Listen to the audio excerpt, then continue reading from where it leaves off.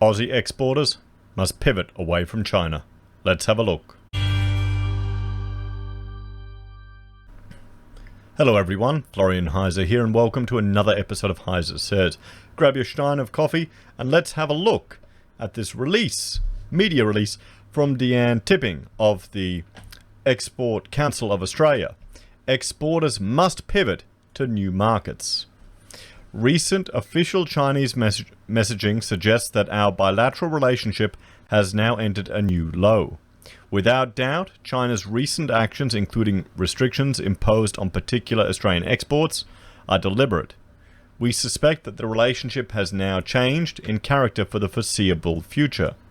We advise Australian exporters to brace for a long period of contention, or a longer period of contention, so they're not. From the Export Council, they don't think this is going to be a short thing. They're not playing the spin like the politicians are. They're telling people to prepare. China has been a solid economic and trade partner. The trading relationship has been mutually beneficial. In 2019-2020, China represented 39% of all goods exported by Australia, representing more than $150 billion. We also imported nearly $81 billion. But the situation we have come to is serious and regrettable. There is a risk of a substantial portion of that trade will be lost. Based on the value of goods traded already targeted by Chinese restrictions, including wine, coal and beef, we roughly calculated that it could cost Australia around $6.7 billion. If you add the loss of Chinese students and tourists, that could balloon to $18.2 billion. More troublingly, China's actions are isolating us. We cannot expect other countries to align with us, as trade competitors provide the alternative products and services we can no longer deliver. Our loss will be their gain. Therefore, we encourage the Australian government to do its utmost in finding a way to reignite dialogue with its Chinese counterparts. In the meantime, we encourage exporters, especially small and medium-sized exporters, to do more when considering which markets to do business with. We encourage exporters to assess the risks much better and to push harder to realize new opportunities. There will be opportunities, especially as new trade agreements come online and as emerging economies develop further. Opportunities abound in the strong emerging economies of India, Indonesia, Vietnam, in the mature economies of Japan, Korea, the EU, UK, as well as the Middle East and Latin America. Australian exporters are resilient, agile and competitive. We are confident they can successfully pivot to new markets. And Deanne is the chair of the Export Council of Australia. And another article I'd like to look at, and this is from CNBC. So China may find alternative sources, but Australian product can still compete. S&P Global Platts says. So Australia is in an unfavorable position in its trade dispute with China, which has found alternative sources like the US for supplies, according to S&P Global Platts. China is currently importing a lot of produce from the US, including wheat, corn and soybeans. Andre Akapi, Asia Pacific Associate Pricing Director for Agriculture at Platts, told CNBC's Squawk Box Asia on Tuesday. The buying comes after Beijing agreed to make substantial purchases from US manufacturing, agriculture and energy products, along with services as a part of Phase 1 trade agreement between the two economic powerhouses.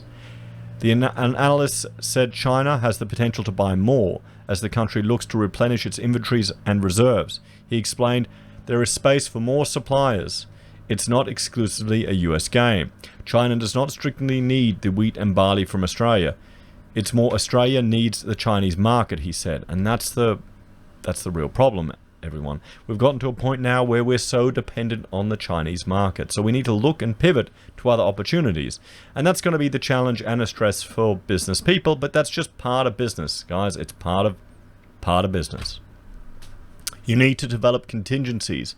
The problem is, and here's the real issue, have Australian businesses become so complacent and probably a little bit soft due to these just continuing relationship with China. Look what happened to the lobster industry over in Western Australia when China just shut down their economy, their tourism sector, earlier this year. So much of their exports were going over there, their industry ground to a halt. That's the danger when you put all your eggs in one basket. And now I think a lot of Australians are starting to wake up to that realization that that's what's happened here. One factor driving the appetite for agricultural purchases is China's recovery after the African swine flu, which decimated hog herds in the country and sent pork prices soaring for months until November. The economy has also largely bounced back from the coronavirus. As a result, he said, feed demand is coming online quite aggressively. Whatever is going to be the cheapest supply and the most plentiful supply, that's going to be priced in. That could bode well for Australia's farmers, who are emerging from 3 consecutive years of drought and in a fairly good moment to be competitive as crop yields improve, he explained. That gives farmers more flexibility to price their product comparatively lower. But in May, China levied a hefty tariff on Australian barley, pricing the crop out of the Chinese market. The episode highlighted the importance for Australia's exporters to diversify their markets, he said. The trade dispute between the two countries expanded over the weekend as China again slapped tariffs on Australian producers, this time targeting the country's wine exports. Australia had to scramble to find some homes for those cargoes, which some of them were already floating and en route for China, he said, referencing to the barley levies. If a decision comes from China to hold imports, if there's no diversification, then the exports suddenly are left stranded. This does not necessarily mean there will be no buyers elsewhere for the crop. The analysts explained that Australia's barley and wheat had been historically very competitive in places such as Indonesia, the Philippines and Southeast Asia, and even the Middle East. You can always find buyers, he said. It's a matter of price, essentially. So there we have it, everyone. The chair, Deanne Tipping from the Export Council of Australia, are calling on the government to open dialogue, but encouraging exporters to look for more opportunity. And in reality, it does really come down to price, according to S&P Global Platts. So what do you think, everyone? Do you think our exporters will have the fortitude to find and discover new opportunities? We'll have to see. Because having so much of our export tied up to one other nation leaves us at a disadvantage. There is an element of risk there, and we're starting to see that materialize now. As always, please let me know your thoughts and opinions in the comments down below. Like, share, and subscribe to the channel. If you're a fan and want to support the content I create here, there are a few ways you can. You can join us on YouTube or Patreon. You can support us using our affiliate links from Amazon, eBay, Independent Reserve, or AussieBroadband. You can buy a merch from HeiseSays on our blog or from Teespring down below. You can also support us using Gold Pass from the Perth Mint or PayPal. Take care, everyone. I'll see you all next time. Bye for now.